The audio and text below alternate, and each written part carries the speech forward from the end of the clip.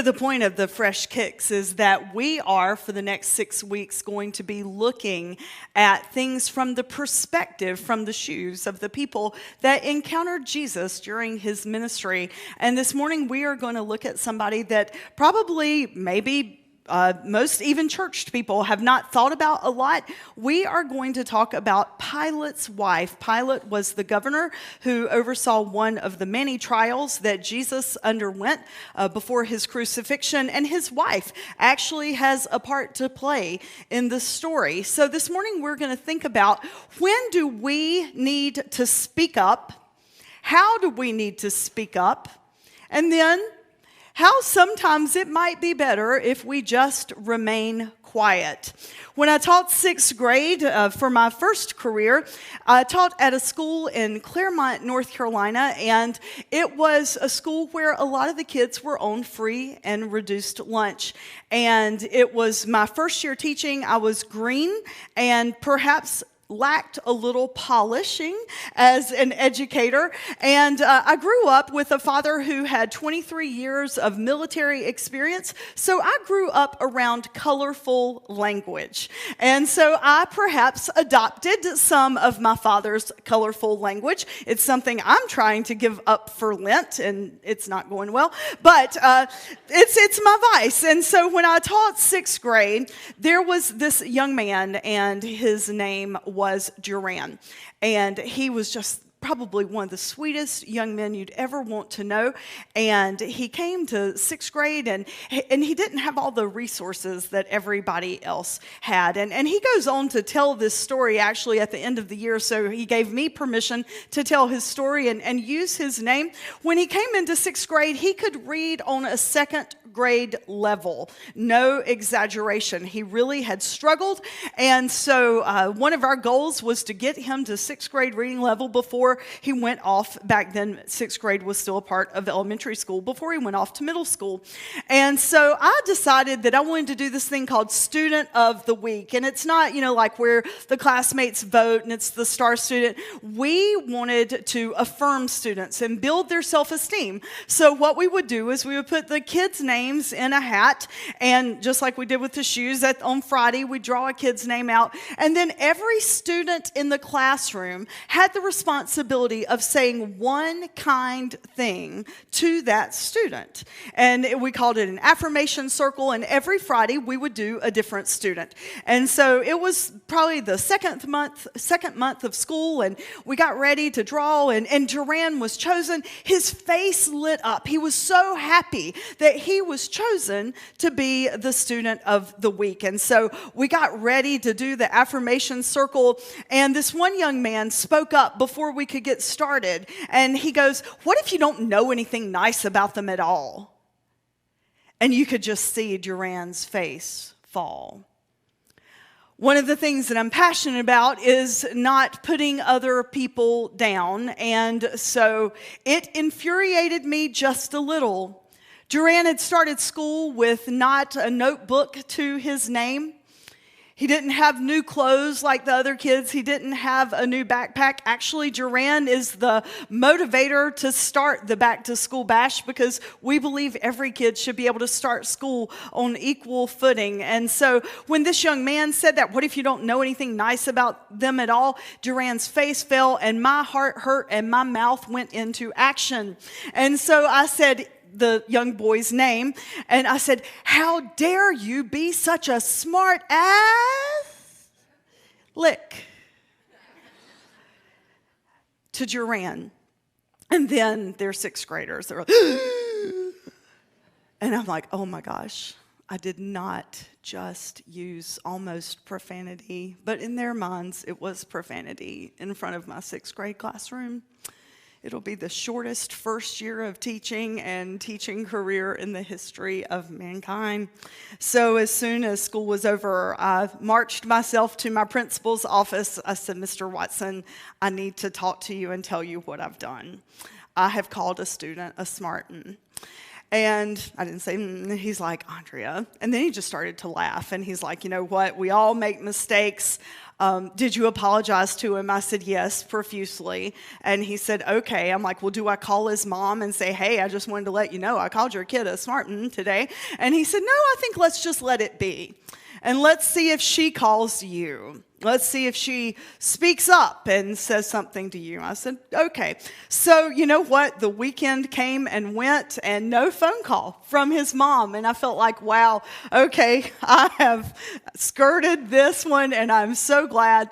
And then about 6 months later on a Friday, my phone rang and it was this young man's mom. And she's like, how dare you? And I'm like, what? And she's like, I don't know if what I was told today is true or not. I just can't believe that you would do this. And I'm like, what? I mean, I'm trying to think of what I did like, you know, that day, that week. And she's like, I was told today that you called my son a smartin'. And I'm like, well, yes, I did. 6 months ago, but not today, but I'm still very sorry. And she's like, well, I wonder what made him speak up now. And I said, I don't know. Well, what made him speak up is he had failed one of the tests that he had gotten that week, and he was angry with me, like it's my fault he failed the test. And so he chose to tell his mom that night. Her question was a good one. What made him choose to speak up then? That's what I want us to think about this morning, actually, in each of our own lives. We face situations all the time that, cause us to think about things in different ways, things that make us question how we feel about things, or maybe make us defensive about how we feel about issues and social justice issues and the way that people are treated in our world and the ways that things are happening. And what makes us decide when we choose to speak up and when we don't? That's actually what happened with Pilate's wife. Now, historically, it would not have been popular or well received for a woman of a high political official to speak up, especially if it is contrary to what her husband, the governor, was doing. But that's exactly what Pilate's wife did. She chose, despite it being unpopular, to speak up. And listen to what she said. Jesus was placed before the governor. This is from the Gospel of Matthew, chapter 27. And the governor questioned him, "Are you the king of the Jews?" And Jesus said, "Well, if you say so." But when the accusations rained down hot and heavy from the high priest and religious leaders, Jesus said nothing. He didn't defend himself. He didn't try to, give them all the points that he was innocent. He said nothing. Pilate asked him, "Do you hear the long list of accusations? Aren't you going to say anything?" Jesus kept silent. And not a word came out of his mouth, and the governor was really impressed. It was an old custom during the feast for the governor to pardon a single prisoner, and that prisoner would be named by the crowd. At the time, they had a couple of prisoners, and one was infamous. He was an insurgent. His name was Jesus Barabbas, and he also was in prison. So Pilate asked the crowd, "Which prisoner do you want me to pardon? Jesus Barabbas or Jesus, the so-called Christ?" Now Pilate knew that it was through sheer spite. I mean, the people were just so mad at Jesus. So that's why they were calling for him to be crucified. He was breaking all their norms and their rules and pushing their boundaries. So Pilate knew that it was spiteful that they had turned Jesus over to him. So basically what this is saying is Pilate knew that what he was doing was not really right. Pilate knew that there was an innocent man getting ready to face losing his life. While court was still in session, Pilate's wife sent him a message. "Don't get mixed up in judging this noble man. I've been through a long and troubled night. because of a dream about him. Before I read the rest of the passage, I want us to think about that for just a second in our own lives. No doubt we've all had some sleepless nights or some pit feelings in our stomach when we have been in a situation, or we know that there is a situation that is going on and we are facing this decision about whether we speak up or we remain silent. I want us to think, why do we not speak up, actually? I mean, Pilate's wife, she risked things. She decided that she wanted to speak up because she had had this troubled night. She didn't sleep. She'd had an awful dream. And she knew that what was happening out there with Jesus was wrong. And so she spoke up. Why don't we? Because we all have missed opportunities where we have chosen not to speak up in defense of what is right or defense of other people. Why do we not speak up? Is it because we're afraid of being unpopular? That's the thing, like in elementary school and middle school and high school. And, I'd love to say that, once we hit like adulthood, we overcome that desire to be popular. And we start claiming our inner voice and our courage. But that just isn't the case. That isn't how it always works. We still have that desire to be liked. And so sometimes we just won't speak up and speak out for that which is right because we fear the repercussions to ourselves. So that's why this is about perspectives. What if we put ourselves in the perspective, in the shoes of the other person? What if that starts guiding our decisions about when we need to speak up and when we need to speak out? Maybe it's time that we get over our fear of not being popular. Another reason that we don't speak up sometimes is we are afraid we're going to be wrong. So what criteria do we use then about knowing when we should speak up and when we shouldn't? Because you know what? We're all human and we're going to make mistakes. But what if we start thinking, okay, if I speak up right now, then I'm acting out of love, or I'm acting out of grace, or I'm acting out of kindness for the other person or for the situation that is at hand. If we will start using that as our guardrails and that as our boundaries for when we need to speak up, then good things can happen and change can be made. One of the other reasons I feel like we don't speak up is that we're just not paying attention. So many times we become so self-absorbed in our own world and in our own stuff, we don't notice what is going on around us. And so we neglect to use our voice and use our authority and take our responsibility to make a difference. Now, there are also times that we speak up and perhaps we shouldn't. There was a gentleman, he was one of my supervisors when West started about 10 years ago, and he was over congregational development. And I'd been in a meeting with a bunch of people that were starting new churches, and we were doing things a little differently from the beginning. And so it wasn't always very popular. And I just decided, okay, I can either be quiet or I can speak up. And that's probably about 10 years ago when I learned that sometimes it's just better to say what needs to be said. I learned that perhaps I don't always do it in the right way and with grace. And so Steve James came up to me after a meeting. He said, "You know what, Andrea, you just have no filter." I'm like, I don't know what that means. I don't think it's a compliment. I realized that it was like one of those backhanded compliments, like it's okay that you say what you say, but maybe you need to like make it a little more fluffy. I gave him an air conditioner filter for Christmas that year, and in hindsight and retrospect, wrote on it all the phrases that I knew I shouldn't have used in that clergy meeting. There are times that we speak up and we shouldn't. There are times that we use our words and they're not for good. And that's what happened with Pilate. So I want you to hear the rest of the story.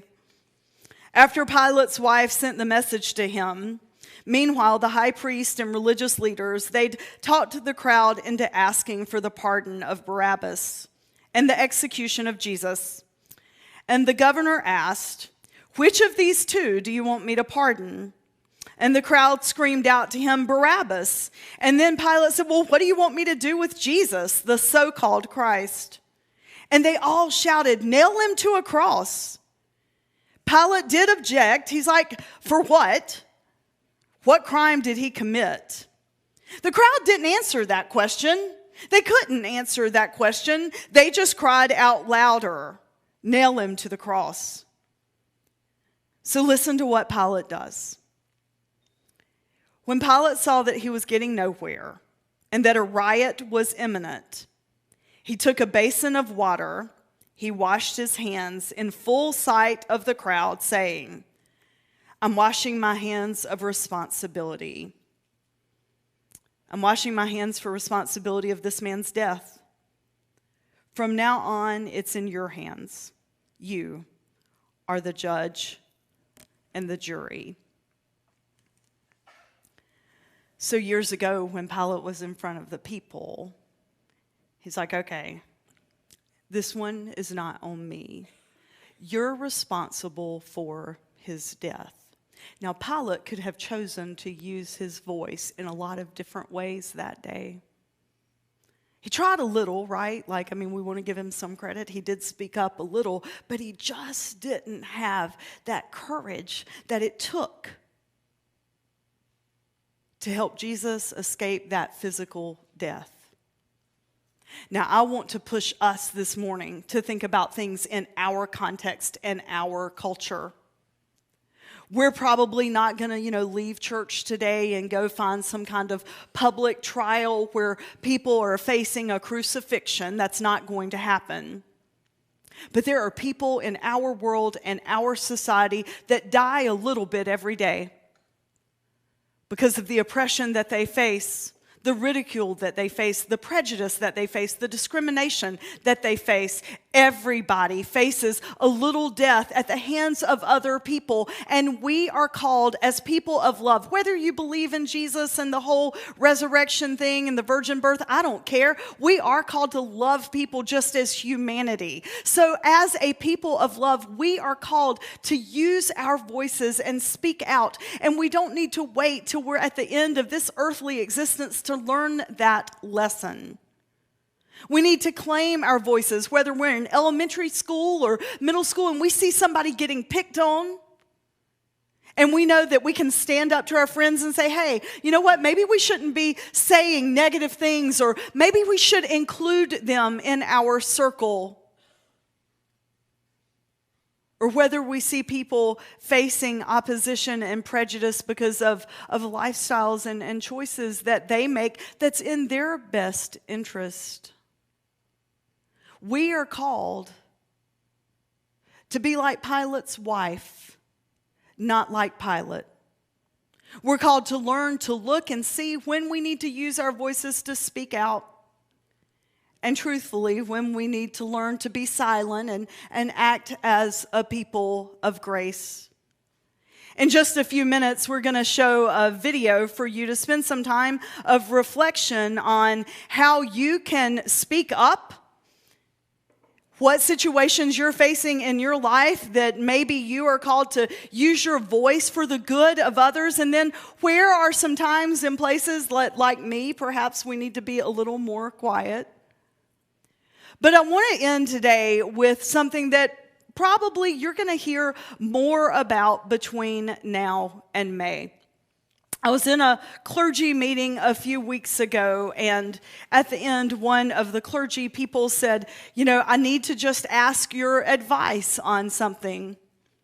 She said, the whole general conference thing that's going to happen in May about whether the United Methodist Church is going to split or not over the issue of will we ordain gay clergy, and will we allow our clergy to do same-sex weddings? And she said, my church is I just am in a difficult and precarious place, and I don't know what to do. She explained that a few weeks ago, a young man, a young teenager in their worshiping community had explained to his parents that he was gay. And his mom was really struggling with his decision, so she took to social media and started sharing her family's stuff on Facebook. Of course, the church members were all friends with one another on social media, and so the pastor's phone that evening started, exploding.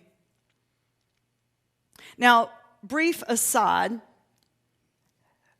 a few months ago when the New York Times article hit about the proposed divide in the United Methodist Church, my phone exploded that afternoon. But my phone exploded in a much different way than this pastor's. Everybody, she said literally everybody that started texting her said, "I want to know when you're going to ask this young man to leave the church." And she's like, I'm not. And so then there was a called staff parish meeting, and they called her in and said, you're our leader, you're our religious leader, and it's time for you to speak up. She said in that moment, she didn't know what to do. And I can see that, I can feel that. If your whole committee, the one that hires you or recommends you to be hired and kept or not, is telling you that you're wrong. She said, I haven't slept because I feel like we are hurting this young man and we are showing him how the church really isn't the church. So when I tell you that we face decisions in our lives where we cause death to other people and death to their souls, I mean it. I'm not just being figurative and fluffy. It's true. When we make decisions to discriminate and to use our bias and our prejudice to hurt other people, we are no better than Pilate, who stood up and washed his hands and said, I have no responsibility. The really powerful thing in that meeting is that every pastor in that circle told her that she needed to speak up. And she needed to tell the church that they needed to be a place of grace and a place of peace. So, for the next few minutes, I want you to decide where in your life there is a situation that you can claim your voice for the good of someone else. Where can you reach down deep and find some courage to confront a situation? That's part of what Lent is. We dig deep and we see what we need to do differently. And then are there places and times in our lives that perhaps we speak up harshly and we need to look at doing that differently too?